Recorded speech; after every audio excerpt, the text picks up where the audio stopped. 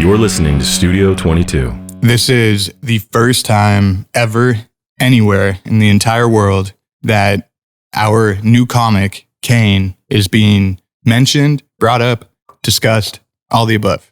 The grand reveal. The grand reveal. We have been working on a comic series, an epic fantasy action adventure comic series for the last eight months, I would say. And I am extremely proud of it and excited to reveal it to everybody right now, live from Studio 22. What made you want to make a comic? Man, so obviously we're both obsessed with film. That's been our lives. We've studied it, worked in it. We love entertainment. We're both visual art. That is our medium. That is our preferred medium. And man, I've loved comics since I was a kid, like X-Men. I had all those growing up. Obviously was a huge like Avenger fan in the MCU, kind of more early on, but still today. And comics are this untapped visual medium that I realized when you're working on a film, it takes 3 years to see that product. You have an idea, and then 2 to 3 years later, you get a product and you get to see it. With a comic, the artists are typically giving rough drafts and produce work back in a matter of weeks and months. And to as the writer, as a creator, I mean, that is extremely fulfilling. And to be able to track your progress like that and just kind of keep going and seeing the work inspires me to keep writing it, right? So like that near instant like gratification, you just kind of keep building on that and letting it go, letting it build, letting it flow. And you could just get more and more excited every time you see more work. And the art is beautiful. Like I'm so proud of our artists, Patrick Blaine, the penciler, Denai Ribeiro, our colorist, and Andy Owens, our inker. And then the various covers we have from Patrick and James Penland, who's a phenomenal artist. And we're getting a great group together, and this art is like top quality art. Yeah, I remember seeing the first, even just sketches.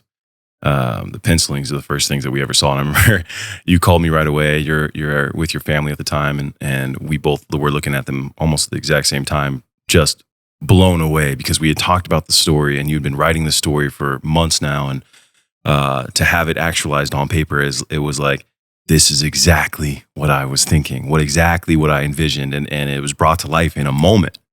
It's a very, very cool thing, man. 100%, dude. That from the idea, popping off in the head to seeing that thing in your hands, like you said, that it's a pretty incredible moment each time, right? Yeah. Like the first time's probably the craziest because you're like, wow, that's it. That's what I wrote on. Those are the words on paper. Yeah. And then obviously for you, seeing yourself, I mean, this is another thing I wanted to ask you. What is it like seeing yourself as a comic book hero?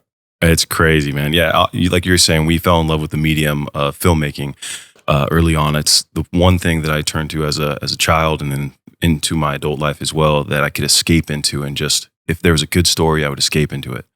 And I always wanted to give that back by becoming an actor and becoming the leading male.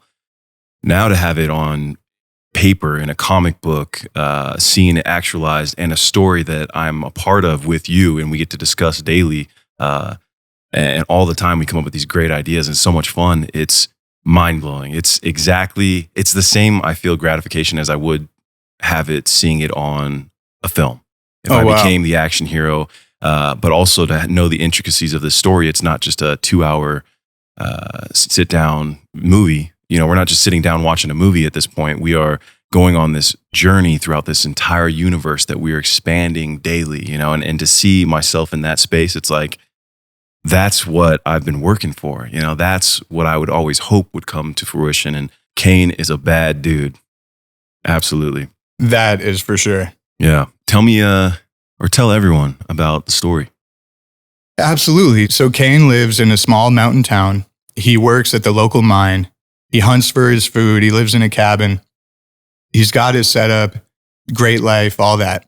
when the owner of the mining company he works at changes, his life is completely uprooted, and he basically has to adapt to survive. And he will go on a journey to not only discover his own strengths, but also the mysterious family history that he will learn more and more about as time goes on. So I want to know a little bit more about the lore. Tell me about the universe. Absolutely. So I have about 30 issues that are currently written, and I'm writing more every day. So this universe is expansive. I mean, it is big. And there are issues on McKenna, one of our side characters, very much like a Laura Croft type, but more of a femme fatale, but still very badass. We have issues spanning all the way back to ancient Rome, ancient Greece. I mean, I really want to get the point across that this is a universe that expands throughout time, and we will follow one family lineage through ancient Rome, ancient Greece, ancient England, or Old England. I don't know if it was ancient, but it was very far back. And, we'll see some of the biggest spectacles throughout the world, like the Colosseum and the Parthenon, all that good stuff. Like we have a little bit of everything. We have characters such as Merlin. We got dark wizards. We got minotaurs. We got gorgons. We got leviathans.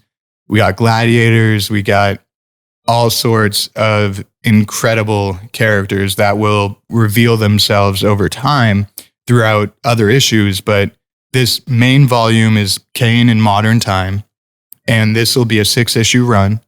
And then we have all these other stories that we really want to get to. And that's what the Indiegogo account will be for the production costs of these 30, 40, 50 issues that I'm going to write and have written to really get this universe out there. And that's the reason we're raising money on Indiegogo, is in order to get that high quality art that we hold the comic standard to. We really want to keep working with, the list of artists that we currently have, and, eventually find other artists that can do spin-offs and all that. But, it starts to add up quick, and we want to keep that premium level for everybody. And I want to be able to tell this giant story. I don't want to stop. Like, there is so much more to get to. Like, Kane issue 1 is 0.01%, right, of like everything we're going to tell over time. And that's really what I want to get into people's heads is this is massive. And that's another reason I love comics, is without, wouldn't be able to do that in one film, 2 films, or even a TV show. I mean, it would take seasons and seasons of TV shows and trilogy after trilogy of films. And with a comic, we can really get to it all in a short amount of time. Like, we're talking a year or 2, 3 years, we can really get to like a lot of it, and then, hopefully tell this the rest of our lives and go for, decades. Yeah.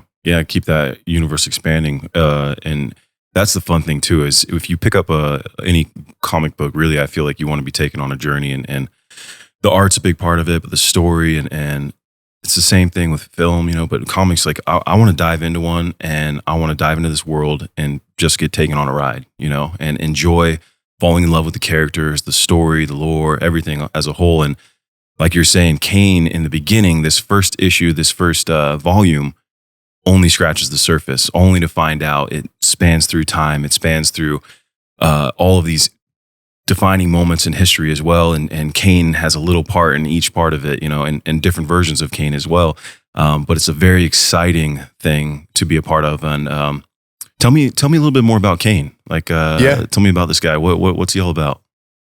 So I don't want to reveal too much, right? Because he is the hero, and part of what fans will find out is his personality and kind of his strengths and other things that come into play. But he is raised by a single mother, Satara, who, you'll find out in the first couple pages in the prologue, but she is his adopted mother. and raises him to hunt, raises him to fend for himself.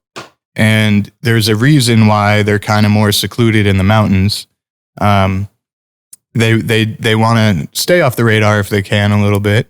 But, you know, she really teaches him how to be a badass and how to appreciate nature and how to be more mindful. I always refer to it as like Jedi training, but it's not Jedi training for copyright purposes. His main journey will be really controlling his strength. And it's more of an inner journey of how do you control those animalistic urges that you have and the id of the subconscious and working to be a better human and more mindful. And don't get me wrong, he is a great human. He's a superhuman.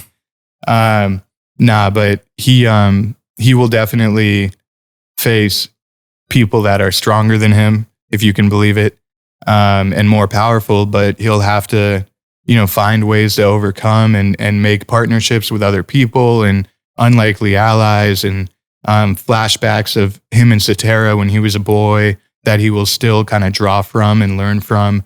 There's a lot to him. He's a complex character, but end of the day, he kicks ass, and we're going to see a lot of brutal, awesome action. Yeah. And he's definitely fighting for the right team, so it's good. That's great. Tell everyone about the side characters. What do we have in store? Yeah, so, you know, I mentioned a few. Cetera is kind of the mentor. She's a very strong woman and, you know, really tries to instill the best values in him. We got McKenna, who's more of a femme fatale, Laura Croft type, who kind of comes along seeking to take advantage of him a little bit, but we'll kind of see how that unfolds. And then we have Mr. Montclair, of course, the villain. You know, he has a lot of secrets that we cannot really reveal, but he is a very powerful corporation owner, and his reach spans globally, and he has infinite wealth and resources. And, you know, Kane will be going up against a monster. So quite literally. So yeah, a beast of a villain. Tell me about the spin-offs or the other volumes. So one of my favorite ones is King Kane. I mean, this thing is a 14-issue fantasy epic based in ancient Greece. He's going to be, there's a witch queen that can transform into a dragon. There is a gorgon, a male gorgon, a leviathan that's like this shark mixed with a dragon type thing. No, that's like a shark mixed with a giant eel. It's out of your nightmares. It's crazy. We have Guinevere, who is basically like a kind of like a female Robin Hood, but more kind of badass and sexy, I would say. And then we have Gladiator Kane, who is what it sounds like. I mean, he is living a very opulent life in ancient Rome, in Nero's Rome. Nero was crazy emperor. His Rome was very, very crazy. Orgies and, you know, assassinations and all that. Like, he was gnarly. So he'll kind of start off as a top gladiator in Nero's Rome, and that's where it just begins.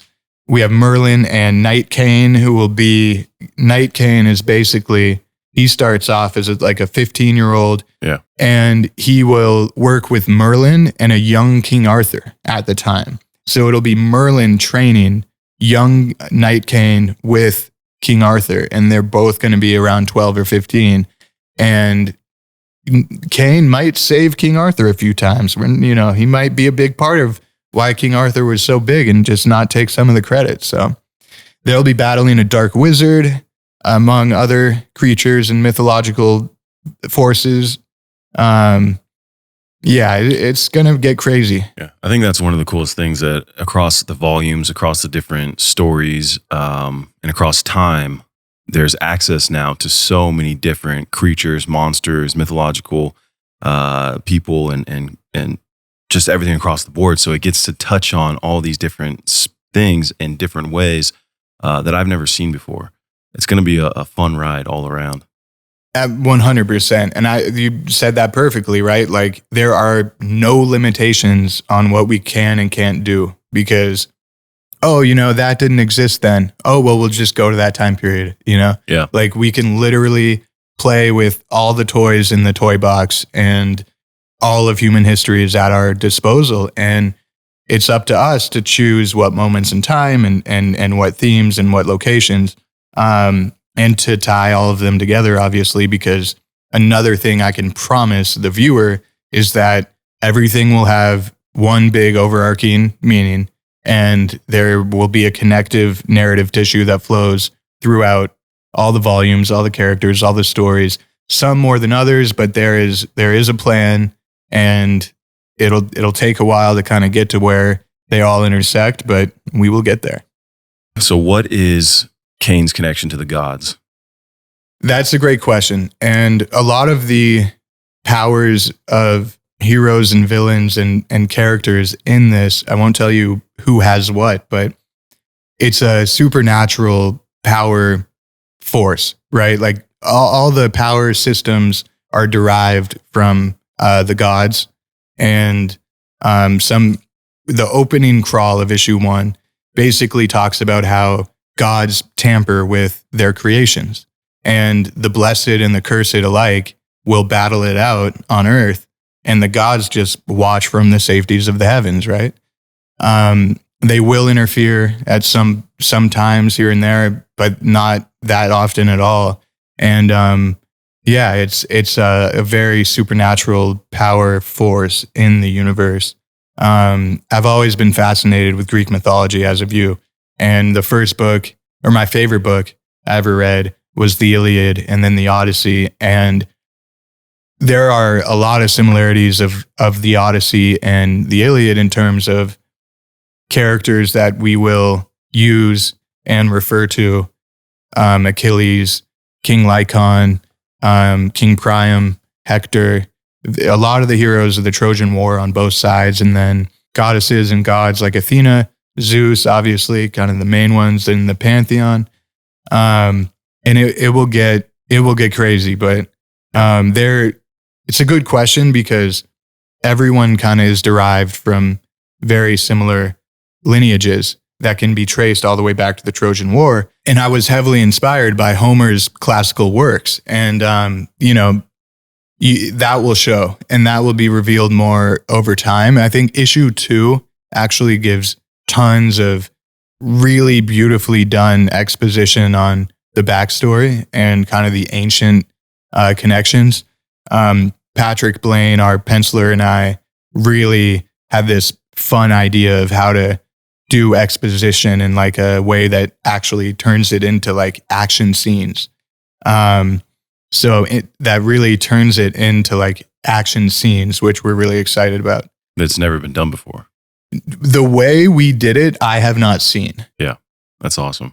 So our lovely art team consists of Patrick Blaine, who does our pencils. Andy Owens is our inker. Denai Ribeiro is our fantastic colorer.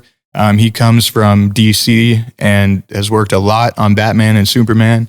Some of our cover artists, Patrick Blaine did a cover. James Penland is doing a cover, and he's fantastic. You go look him up. Obviously starring Brock O'Hearn, produced by Double Down Pictures, written and created by me, and Brock obviously as a partner in that creation. Those are the main players we have so far in issue 1. I'm hoping to expand that team and keep everyone together and keep building. Yeah. And that was kind of the whole point of wanting to create an Indiegogo, like you were saying, is it was about creating a universe that we could share with people across the board. So no matter where you pick up in the story, or where we're at creating it, there's going to be a story that's going to be engaging, it's going to be fun, and it's going to be ever expansive that people can really enjoy reading wherever they want to read it. 100%. And like, that's a good point. You can start issue 1 of King Kane without reading Kane, and you'll be fine. Yeah. Even though they do connect, and it is all one journey in one direction. You can pick up anything, and we really want to bring out all these stories. And good art is expensive. Who would have thought? But we would appreciate everyone's involvement, and we'll link the Indiegogo page below And, there's really fun perks on there, including being on this show with us, being flown out to LA and doing a podcast with us. There are tons of fun stuff on there. We got cover art individually by James Penland and Patrick Blaine. We got all sorts of fun stuff. So check it out. Awesome. Why did you write this? Man, like we kind of touched on before, I mean, I love creating. I love visual mediums, and I love comic book heroes. And I really just tied all of that into my fascination with Greek mythology and reading the Odyssey and the Iliad as kids. And, it's kind of this perfect storm. I was talking to my brother Hunter, and he's like, man, you can literally just sit there and nerd rage and let your imagination run free as you write these things, because that's what you love. It's what you know. And I think reviewing screenplays and working in film and like understanding story structure, I mean, I couldn't have done this in my 20s because I wouldn't have had that knowledge base of everything I've learned by producing short films, feature films, commercials, even like everything, and putting that all together and like reading all those scripts and all of that. So it's really this perfect storm of like letting my imagination run wild and drawing from everything I'm inspired by and have read in the past and all that. But obviously a huge part of that is being able to work with you on this and getting that support from, if I have a story question or a character question, and being able to workshop with you. And that first meeting we did at Sugarfish in Santa Monica, right before we saw Spider-Man No Way Home. And very early on, a lot of people won't know this, we were workshopping with James Penland, who's one of our cover artists and a great friend. And we worked on the resort together, and tons of ties in with him and Joe. But we were really workshopping the story and figuring out what we wanted to do and how he could kind of fit in. And it was right over the Christmas holiday. And James kind of just goes, just go for it. Just start writing. Just like, in order to even work together, you would need to create something, right? And as a producer, that was like the most frightening thing I could have like been told or heard. But then I just kind of went for it. And like my brother and I were talking about, just let the imagination run wild. And I wrote the first issue about 30 times. And once I figured out how I wanted to structure my writing and like get over the fear of it being bad, and it still could be bad, but we'll see. Just getting that structure and template down, then I was able to just keep on going. You just went to Comic-Con for the first time, and you had Hell 3 yeah. issues of Kane printed out while you were there because you realized it was a great asset to have, right? What were people's reactions to the limited amount of people that you did show to? What were people's reactions? What were people's reaction to Kane? So I did go to Comic-Con. I met tons of awesome people. I met Gary from Nerderotic, who is one of my favorite kind of comic YouTubers. He's great. He owned a comic shop in San Francisco. I hung out with that Anna, that Star Wars girl who we had on our podcast. She was nice enough to let me kind of like tag along with her and meet everyone she knew. But yeah, like Billy Tucci, who does She and has one of the top Indiegogo campaigns, met him. He was so nice and so helpful and gave me notes. Gabe Al-Taib, spent time with him. He gave me some notes too, and to get notes from, an artist like Gabe was mind blowing to me. And I was super grateful for that. And what he is doing with the Ripperverse right now is mind boggling. So shout out to all of them. And they really helped a lot just by getting input from them, right? Like if you're any industry, if you're getting input from an expert, it's, invaluable and really helps kind of shape your path as you continue to grow. But I would say I attended a lot of panels. I did crowdfunding panels. I did indie comic panels. I did fantasy character writing panels. And I would kind of wait at the doorway and show people the comic as the panelists would exit. And the reaction was phenomenal. And, just the fact that I was there and I was showing people and I was getting it out there, I think was a huge help. And I learned a ton in the process, and I'm grateful to every single person that gave me notes that weekend. Yeah. Great. How do you think your fans will react to seeing all this incredible artwork of you?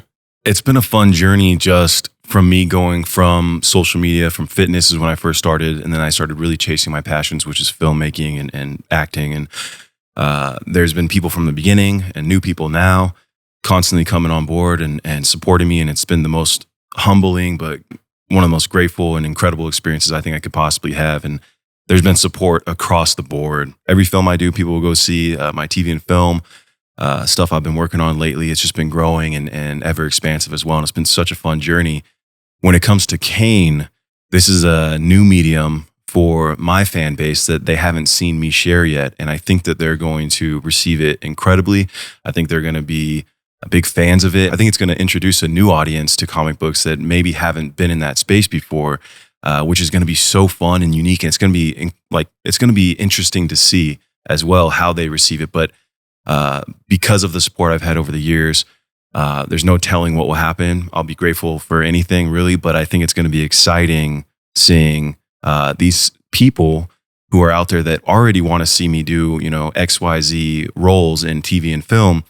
Now they get another version of it in the comic book, which is something that I am deeply passionate about, that I'm having so much fun creating with you, Will. And it's so exciting to see.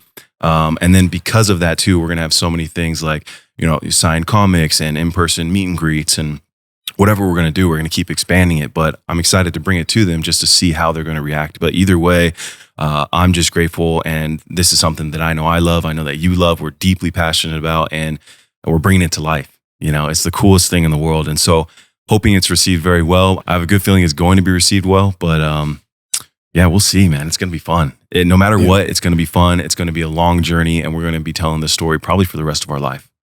I hope so, man. And I totally agree. I think, look, obviously, like any comic book creator or company would be so lucky to have you on board. I mean, your fans are so supportive, and it's really great to see. And like, I'm grateful and happy that we could do this together. And I totally agree that a lot of kind of film and television fans will kind of translate over to comics just to check it out, even if it's just curiosity. I think it'll be cool, and hopefully they'll get engaged with the story and the characters and enjoy it. But absolutely, it'll be cool.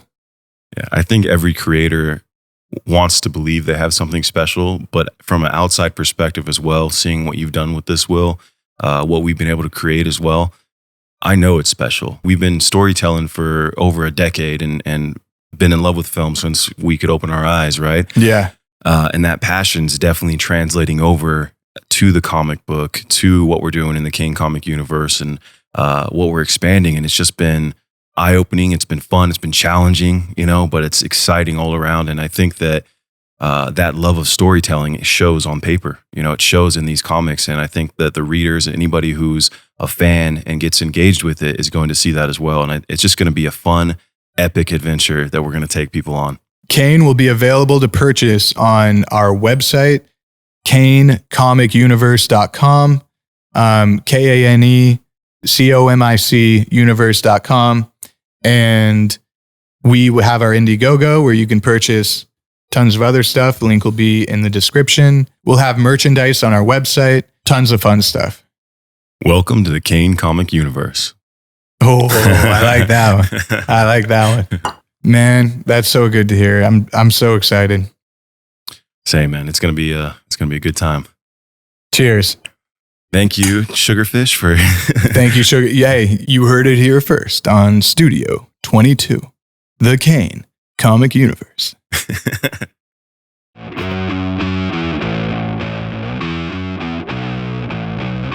Thanks for tuning in to Studio 22.